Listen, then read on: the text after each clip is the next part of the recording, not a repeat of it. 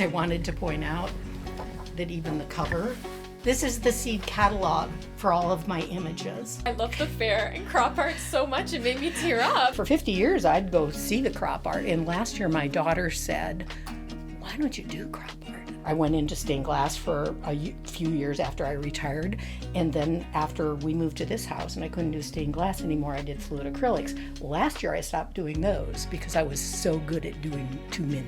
I did 1,200 paintings in 2 years, and I sold at local art fairs. And my life changed enough last year that I wasn't going to be joining art fairs, and I needed a new hobby. So she suggested I try crop art, and we did her dog Bryndal. He got 5th place. Lots and lots of people saw our dog.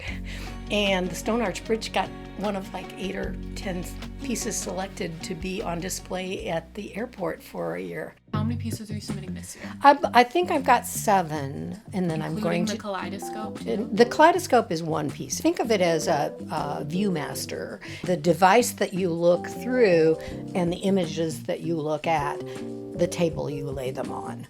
This kaleidoscope is on a metal stand, and you can have 30% of your piece that's not covered. I was going to leave the metal stand metal on the base as well, and the crop art people said, more seeds. So I put all the seed types on the outside, and it represents the crops, the water, the rivers, the lakes, the forests, and the northern sky. The scope body itself represents the fabrics of Minnesota cultures.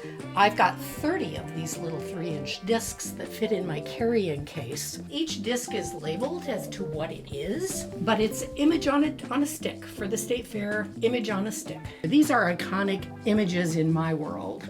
I wanted a way to display them, but I also wanted a way to transport them.